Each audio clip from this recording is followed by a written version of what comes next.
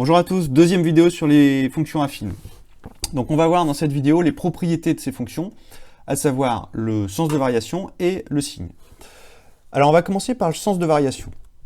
Donc on considère une fonction affine f de x est égal à x plus b. Eh bien en fait on a deux cas différents. Si a est supérieur à 0, alors dans ces cas-là, ça signifie que la pente de la droite est positive, et donc qu'on va avoir une droite qui monte. Donc ça signifie que la fonction f, elle est croissante sur grand R. Deuxième cas, si a est plus petit que 0, si a est négatif, alors dans ces cas-là, on aura une pente négative, et donc on va avoir une droite qui descend, et une fonction décroissante. Voilà, donc en fait, c'est très simple. Pour avoir le sens de variation d'une fonction affine, la seule chose qu'il suffit de faire, c'est de regarder le coefficient directeur, a ici. S'il est positif, alors la fonction elle est croissante. S'il est négatif, alors la fonction elle est décroissante. Donc par exemple, ici, f de x est égal à 2x plus 1. On va avoir a qui va être égal à 2, et 2 c'est positif, c'est supérieur à 0. Donc on a une fonction qui est croissante.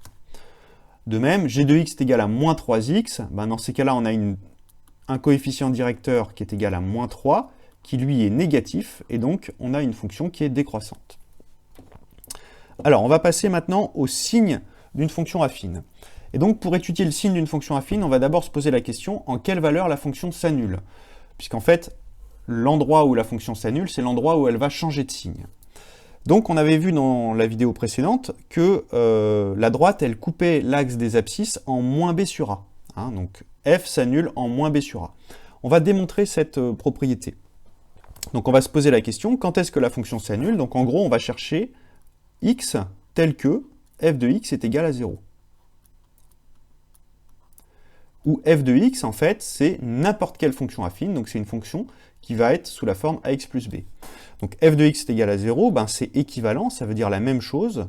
Donc équivalent, on peut mettre une double flèche, qui se lie éventuellement si et seulement si.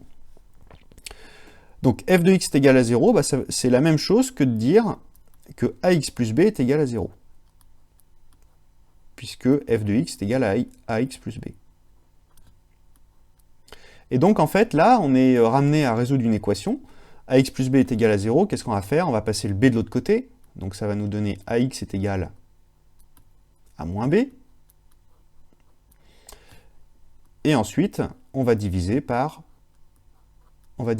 a, donc on va obtenir x est égal à moins b sur a.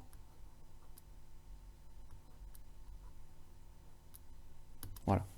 Donc on a bien démontré que qu'une fonction affine, sous la forme ax plus b, eh bien, s'annule en x est égal à moins b sur a. Voilà. Et ensuite, après, on a deux cas. Si a est supérieur à 0, on a dit que la fonction, elle était croissante. Et donc, si on a une fonction croissante, ça signifie qu'elle va être d'abord négative, puis ensuite positive. Si on est croissant, ça veut dire qu'on va du moins vers le plus, on va du plus petit au plus grand. Et donc, deuxième cas, si a est négatif, donc là il faut changer, a est négatif, alors on a vu que la fonction, elle était décroissante. Et donc dans ces cas-là, c'est l'inverse, on aura une fonction qui sera d'abord positive et ensuite négative. Fonction décroissante, on va du plus vers le moins. Donc du coup, le signe d'une fonction affine est résumé par ces deux tableaux. Si a est supérieur à 0, ça s'annule en moins b sur a et on a d'abord moins 0 puis plus. Si a est négatif, c'est l'inverse. Ça s'annule quand même en moins b sur a, mais on a plus 0 et moins. Donc on va faire deux exemples avec les fonctions f de x est égal à 4x plus 2 et g de x est égal à moins 1 tiers de x plus 4. Alors on va commencer par f.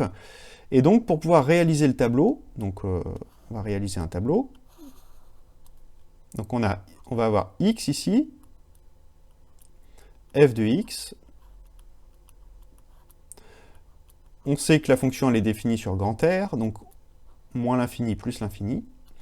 Et donc, voilà, il faut se poser la question déjà, en quelle valeur, qu'est-ce qu'on va mettre au milieu dans le tableau, en quelle valeur la fonction s'annule? On calcule tout simplement moins b sur a.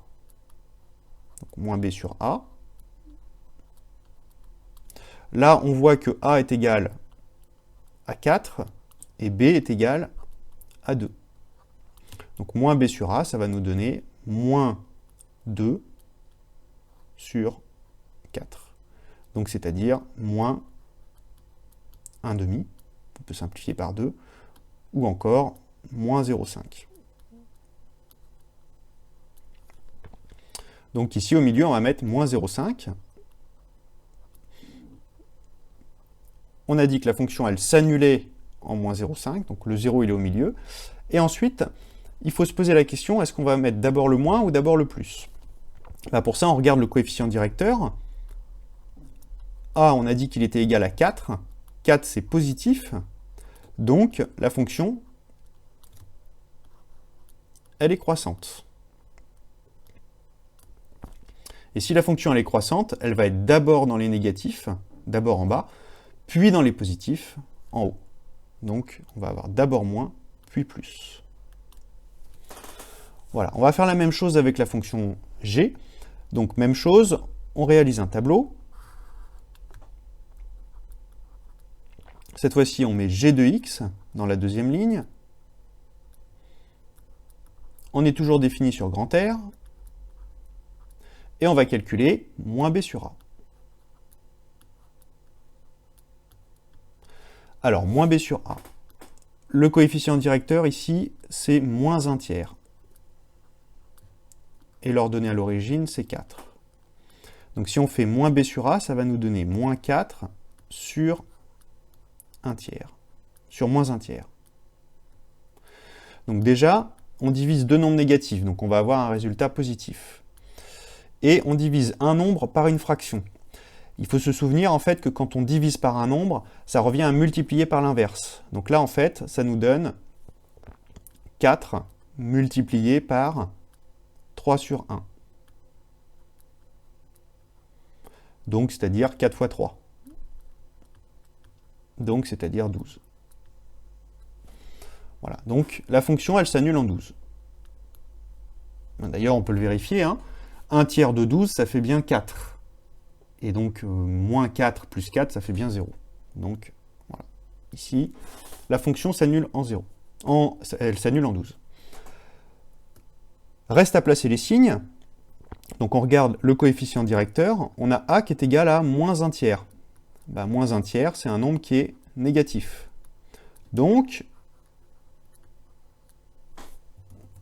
g va être une fonction décroissante.